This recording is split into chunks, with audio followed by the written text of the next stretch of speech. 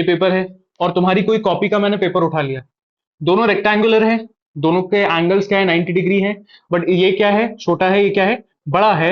मतलब ये दोनों कैसे हैं, कॉन्ग्रेंट नहीं है, ये क्या है, सिमिलर फिगर्स हैं। So these are similar figures. और अगर ये दोनों सेम साइज के होते, मतलब ऐसे होते, एक के ऊपर एक मैं प्लेस कर पाता, तो that means they are what, congruent figures. तो देखो चैप्टर 6 ट्रायंगल्स में हम पहले कॉन्ग्रेंसी ऑफ ट्रायंगल्स रिवाइज करते हैं, फिर हम पढ़ेंगे कि सिमिलैरिटी ऑफ ट्रायंगल्स क्या होता है। कॉन्ग्रुएंसी ऑफ ट्रायंगल्स का मतलब क्या होता है, if two triangles are congruent that means they are exactly same. Exactly same होने का मतलब क्या है कि their sides and angles are equal to each other. इसके करस्पॉन्डिंग साइड्स और इसके करस्पॉन्डिंग एंगल्स दोनों के आपस में क्या रहने वाले हैं, इक्वल रहने वाले हैं। और कॉन्ग्रुएंसी का साइन सबको पता है, this is sign of congruency. अब अगर मैं बोलूं कि if triangle ABC is congruent to triangle PQR, तो इसका मतलब क्या है, क्या क्या इक्वल होगा, AB will be equals to PQ, BC will be equals to QR, and AC will be equals to PR, and angle A equals to angle P, angle B equals to angle Q, and angle C equals to angle R. क्यों? क्योंकि ये दोनों triangles आपस में क्या थे, congruent थे। That's why their corresponding sides are equal and their corresponding angles are equal. अब इसके हमने कुछ क्राइटेरियाज भी पढ़े थे सिमिलर कॉन्ग्रुएंसी के। पहला क्या था, SSS बोले तो साइड साइड साइड। इसका मतलब अगर तीनों साइड्स करस्पॉन्डिंग साइड्स इक्वल हैं, then these two triangles are what, congruent, है ना। और कॉन्ग्रुएंट है तो बाय सीपीसिटीज के एंगल्स भी आपस में क्या हो जाते हैं, इक्वल हो जाते हैं। दूसरी प्रॉपर्टी हमने पढ़ के रखी है, दैट इज SAS बोले तो side angle side. Side angle side क्या कहता है, अगर दो साइड्स, दो करस्पॉन्डिंग साइड्स इक्वल है और उनके बीच वाला जो एंगल है, उसी से जो एंगल बन रहा है अगर वो इक्वल है, तो उसको हम कौन सा कॉन्ग्रुएंसी रूल बताते हैं, SAS। तीसरा क्या होता है, ASA। ASA मतलब एंगल साइड एंगल। मतलब अगर हमारे पास दो एंगल्स हैं और अगर उनके बीच का क्या है, साइड है, वो इक्वल है, तो हम क्या बोल सकते हैं कि they are congruent by angle side angle congruency rule. चौथा हमने क्या पढ़ा हुआ है, angle angle side. Angle angle side means two angles and the third side. That means कोई भी दो एंगल है और तीसरा साइड अगर इक्वल है, तो हम क्या बोलेंगे, these two triangles are congruent by AAS congruency rule. देखे, और पांचवी हमने प्रॉपर्टी क्या पढ़ी है, पांचवी है RHS। RHS मतलब क्या, right angle, hypotenuse and side. तो ये हमने पढ़ा क्लास 9th की चीजें। क्लास 9th में हमने पढ़ा था कॉन्ग्रुएंसी ऑफ ट्रायंगल्स। अभी हम क्या पढ़ने वाले हैं, सिमिलैरिटी ऑफ ट्रायंगल्स। अब हम बात कर रहे हैं सिमिलैरिटी ऑफ ट्रायंगल्स की।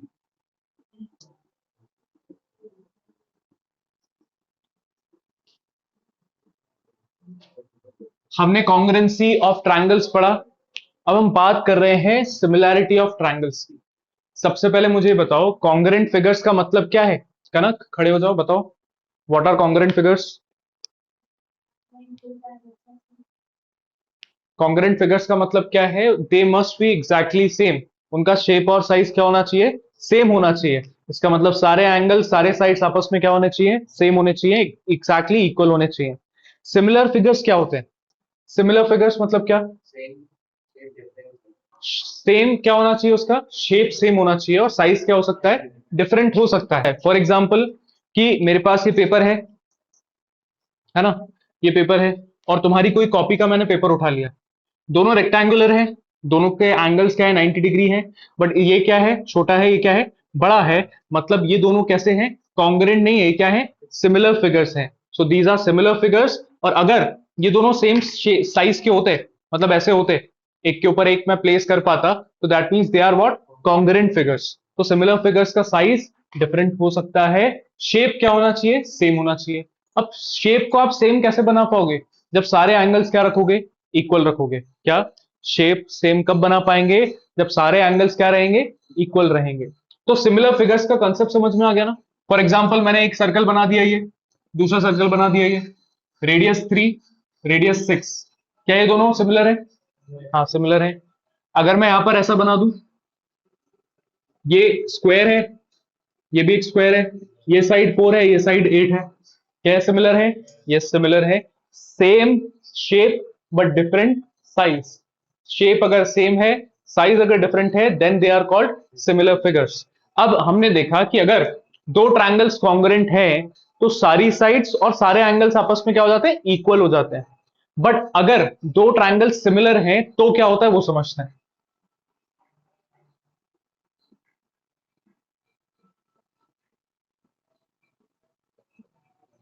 सिमिलर, सिमिलैरिटी का साइन क्या है, कॉन्ग्रुएंसी का साइन ये है। साथ में हम इक्वल्स टू साइन लगाते हैं because because they are exactly equal. But यहां पर ये एग्जैक्टली इक्वल नहीं है तो यहां पर हम सिर्फ ये वाला साइन लगाएंगे। This is sign of similarity, this what, sign of similarity. Similarity का साइन ये है। तो अगर मैं बोलूं कि यहां पर triangle ABC is similar to triangle PQR, then क्या क्या हो जाएगा।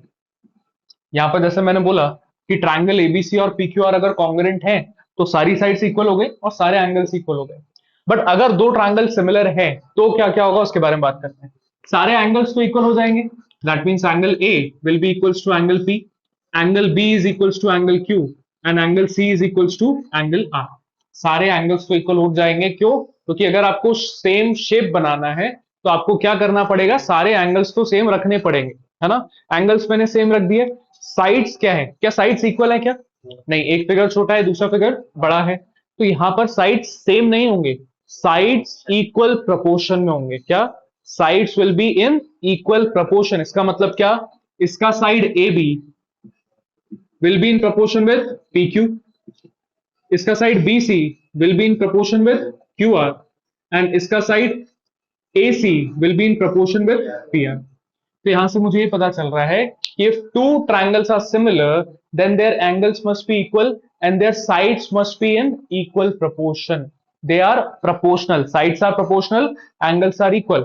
फिर से सुनो, फिर से सुनो क्या बोला, कि अगर मेरे पास दो ट्रायंगल सिमिलर हैं तो उनके एंगल्स तो आपस में इक्वल रहेंगे, उनके साइड्स कैसे आएंगे, आपस में इक्वल नहीं रहेंगे, साइड्स कैसे रहेंगे, प्रोपोर्शनल रहेंगे।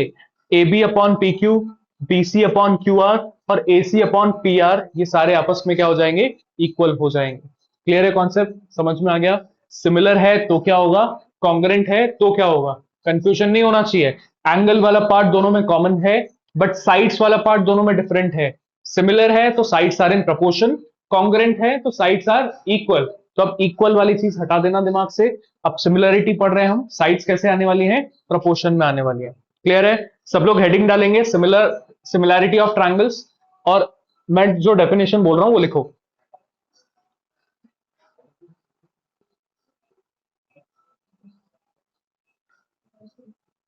लिखो, if two triangles are similar, if two triangles are similar,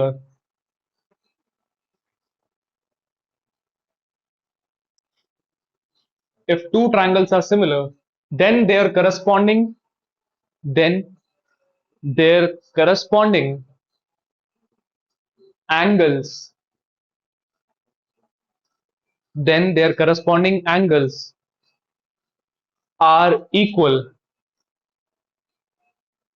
their corresponding angles are equal, and their corresponding sides, and their corresponding sides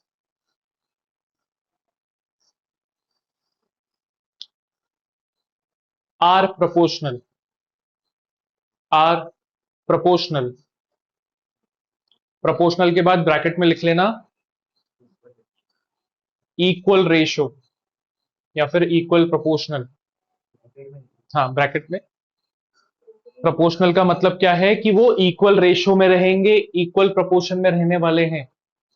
clear हो गया सबको, ये लिखने के बाद फॉर एग्जाम्पल करके, फॉर एग्जाम्पल करके ये पूरा फिगर बनाए और ये तीनों चीजें लिखें।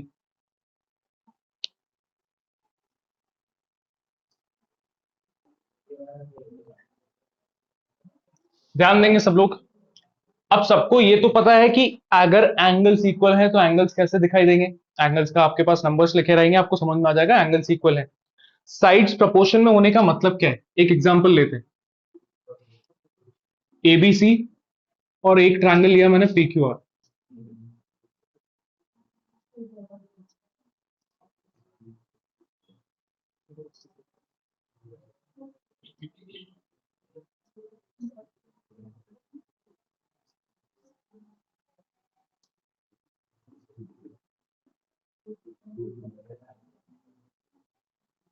ध्यान दो, बातें बंद।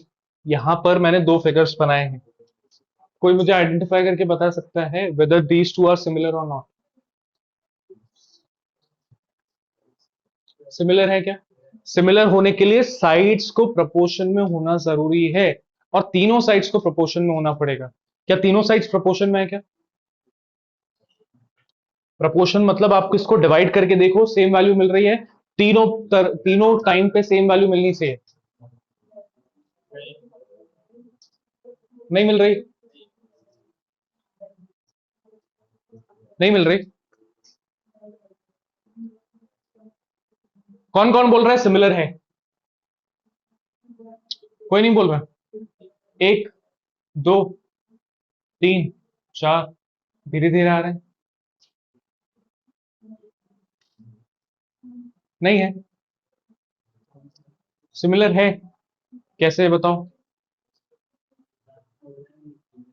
हम्म, कहाँ कैसे इक्वल आ रहा है बताओ?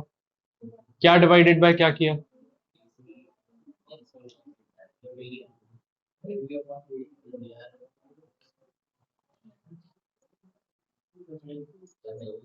नहीं है, पक्का? अब देखो भाई, हम क्लास 10th में, क्लास थर्ड में नहीं है। सीधा सीधा नहीं मिलेगा कि आओ और ले जाओ। सीधा सीधा नहीं आएगा। जरूरी नहीं कि आपको ए बी के प्रपोर्शन में पीक्यू ही देखना है। आपको सारे चेक करना पड़ेगा, किसके प्रपोर्शन में क्या बनने पे सेम फ्रैक्शन बन रहा है कि नहीं बन रहा है। अब मैं 1.2/8 कर रहा हूं, तो क्या बनेगा? क्या बनेगा? फ्रैक्शन क्या बनेगा? 1.2/8 करेंगे पे 12/80 आ जाएगा। कितना? 3/20। 3 बाय कितना आ जाएगा? 20। अब अगर मैं दिस बाय दिस कर रहा हूं, तो क्या 3/20 बन रहा है क्या? नहीं। तो ये तो गलत है भाई। सबसे इजीएस्ट तरीका होता है, सबसे इजीएस्ट नंबर ढूंढो। यहां पर बिना डेसिमल वाला नंबर ये है, बिना डेसिमल वाला नंबर ये 4 और 8। 4 और 8 को अगर हम डिवाइड करें तो क्या मिलता है भाई? 1/2। फिर अगर हम इधर आते हैं, इधर पे हम इधर आते हैं, तो 2.1।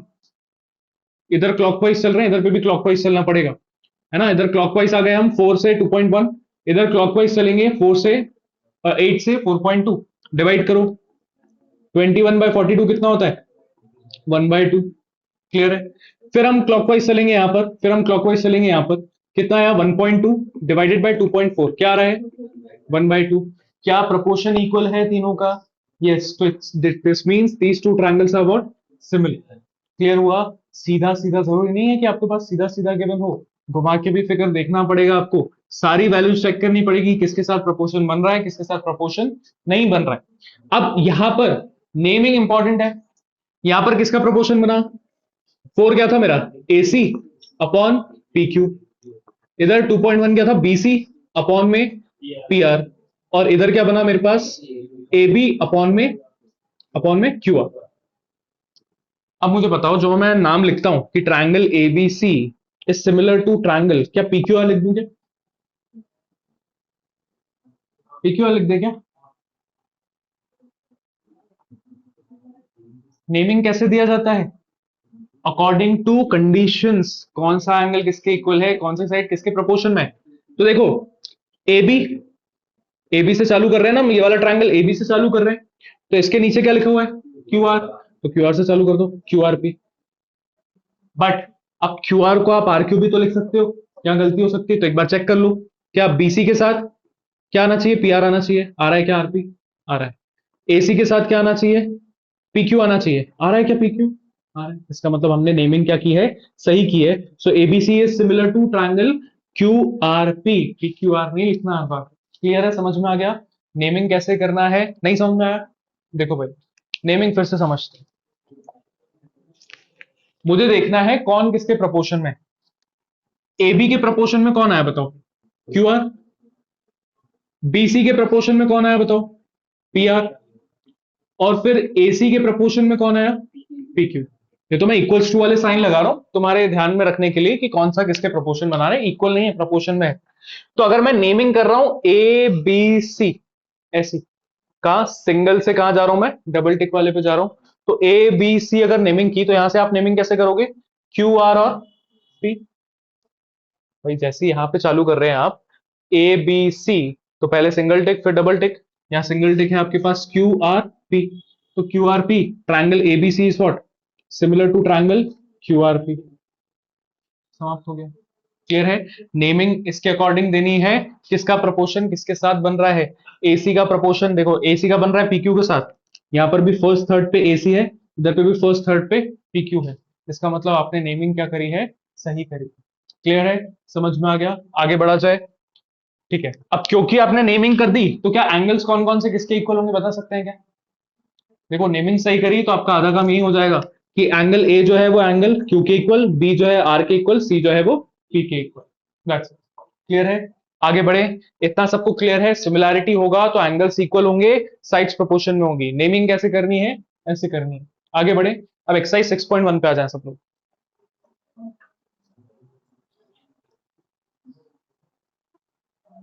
6.1 fill in the blanks. Question 1 part 1।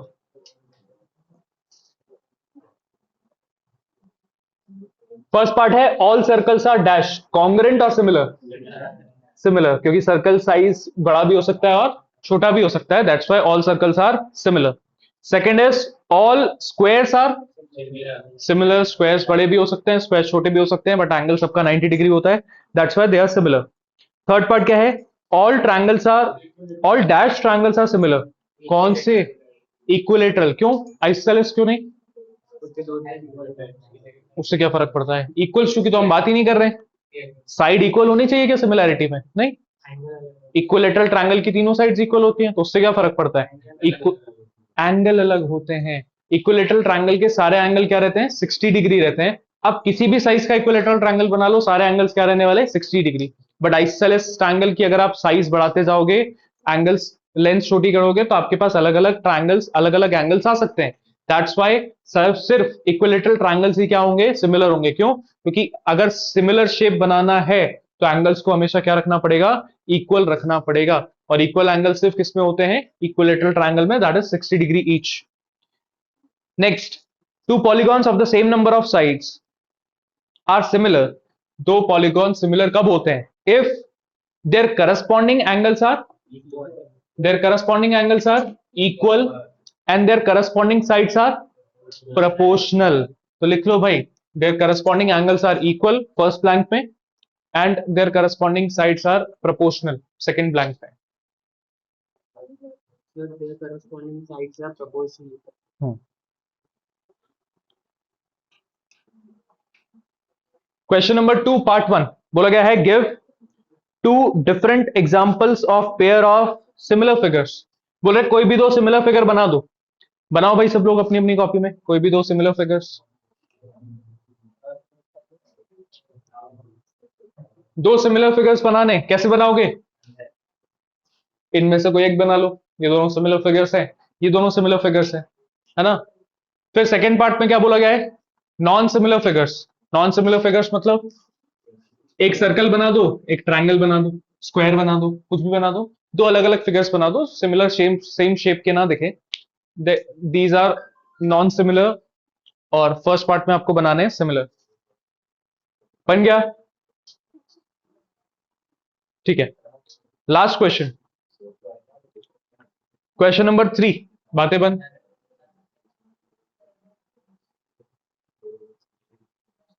Part 3 पे आ जाए, क्वेश्चन नंबर 3। क्वेश्चन 3 में बोला गया है, state whether the following quadrilaterals are similar और नॉट।